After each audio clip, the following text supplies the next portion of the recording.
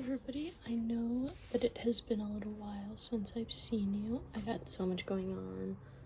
It feels like I'm just in go mode all the time, but I finally have a little bit of time to sit down and talk. Don't mind my Diet Coke cans right here. Those were from the course of a couple days, and I just haven't put them in my little container, but I will do that eventually. But I wanted to get this video filmed for you because I had a little bit of time before I have a couple things to do this evening. And I wanted to talk about 3 unlikely books that made me cry. And I know that sounds crazy. That's not people's preference all the time for books, but these were so good and it takes a lot to make me cry. So let's get into it. The first one, I don't know where my physical copy of it is because I'm shifting so many things around because we have some renovations going on in my house, and so it's probably stored away somewhere, and that's just why I haven't been able to find it. But On Earth We're Briefly Gorgeous by Vuong is the title of my first book. I'll put a photo of it on the screen, and it has a description of On Earth We're Briefly Gorgeous is a letter from a son to a mother who cannot read, written when the speaker, little dog, is in his late 20s. The letter unearths a family history that began before he was born, a history whose epicenter is rooted in Vietnam and serves as a doorway into parts of his mother's life his mother has never known, all of it leading up to an unforgettable revelation. At once a witness to the fraught yet undeniable love between a single mother and her son, it is also a brutally honest exploration of race, class, and masculinity. Asking questions central to our American moment, immersed as we are in addiction, violence, and trauma, but undergirded by compassion and tenderness. On Earth We're Briefly Gorgeous is as much about the power of telling one's own story as it is about the obliterating silence of not being heard. With stunning urgency and grace, Vuong writes of people caught between disparate worlds and asks how we can heal and rescue one another without forsaking who we are. The question of how to survive and how to make of it a kind of joy powers the most important debut novel of many years. Can you tell that I'm tired? If you don't know, I'm a school teacher, high school, and we are about 15 days until the end of the school year. Our last day is June 11th. Today is May 19th, so we have like 15 school days left after today. And my students are ready to be done, and you know how all of that goes. So that was a bit painful for me to read, but this is on Goodreads, this description, and I'm sure it's anywhere that you can read the book. I believe that it's on the dust jacket of the book that I have of it. I just don't know because I don't have it with me. But let's read a couple of quotes from it just real quick. This book, a lot of book recommendations that I get are from Gabby Reads here on YouTube or Jack Edwards as well. But I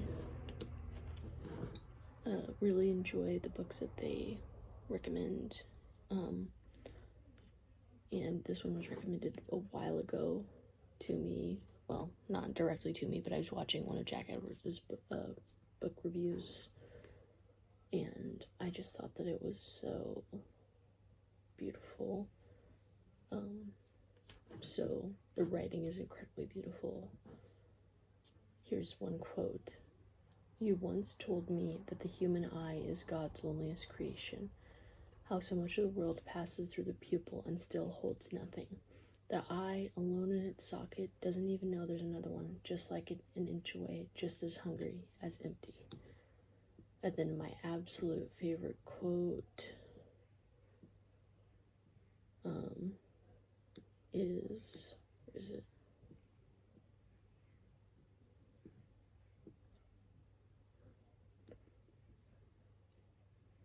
Sorry, I'm trying to find it.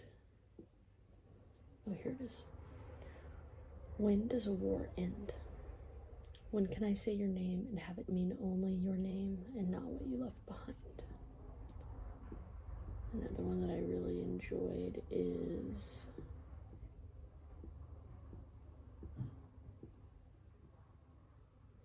"What were you before we met? I think I was drowning. And what are you now? Water." So incredibly beautiful writing and a really important story. So if that sounds interesting to you, I think you can find it in most places that books are sold. Next, we will talk about Before the Coffee Gets Cold by Toshikazu Kawaguchi. And then Jeffrey Chauzelot, I think is how you say it, is the translator. The description of this book is, in a small back alley in Tokyo, there's a cafe which has been serving carefully brewed coffee for more than 100 years. But this coffee shop offers its customers a unique experience, the chance to travel back in time. And before the coffee gets cold, we meet 4 visitors, each of whom is hoping to make use of the cafe's time-traveling offer in order to confront the man who left them, receive a letter from their husband whose memory has been taken by early-onset Alzheimer's, to see their sister one last time, and to meet the daughter they never got the chance to know. But the journey into the past does not come without risks. Customers must sit in a particular seat, they cannot leave the cafe, and finally they must return to the present before the coffee gets cold.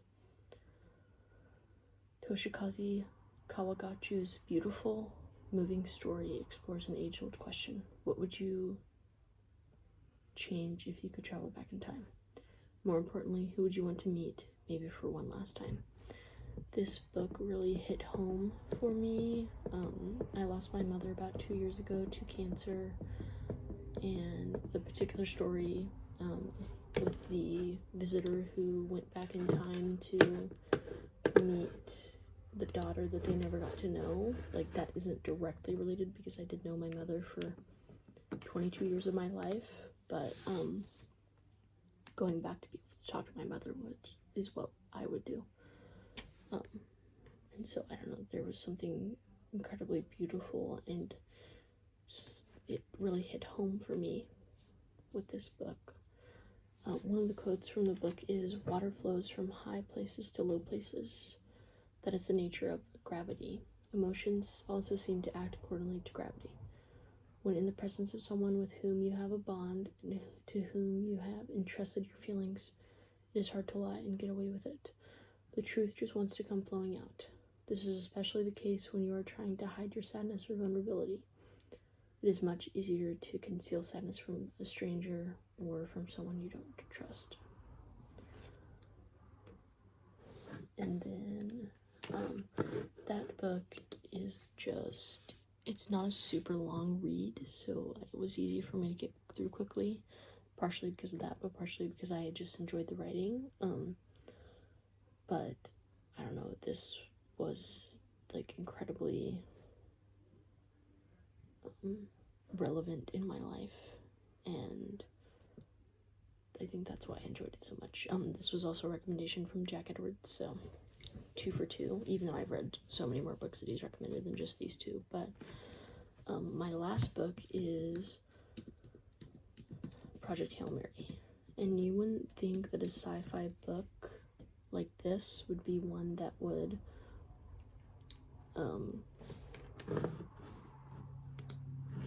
like give that reaction.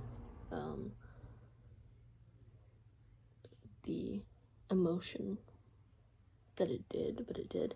I read this book in tandem with the audiobook, and so it was incredible. The book itself is incredible, but reading it with the audiobook, the way that it's read is an incredible performance. So the description is: Ryland Grace is the sole survivor on a desperate last chance mission, and if he fails, humanity and the earth itself will perish. Except that right now he doesn't know that. He can't even remember his own name, let alone the nature of his assignment or how to complete it. All he knows is that he's been asleep for a very, very long time, and he's just awakened to find himself millions of miles of home with nothing but 2 corpses for company. His crewmate's dead, his memory fuzzily returning. Ryland realizes that an impossible task now confronts him. Hurtling through space on this tiny ship, it is up to him to puzzle out an impossible scientific mystery and conquer an extinction-level threat to our species. With the clock ticking down, and the nearest human being light years away, he's got to do it all alone. Or does he? This book is incredible. It's incredible storytelling, but it's also about loneliness and how loneliness can affect us, and it's great. Here's one quote: "Human beings have a remarkable ability to accept the abnormal and make it normal."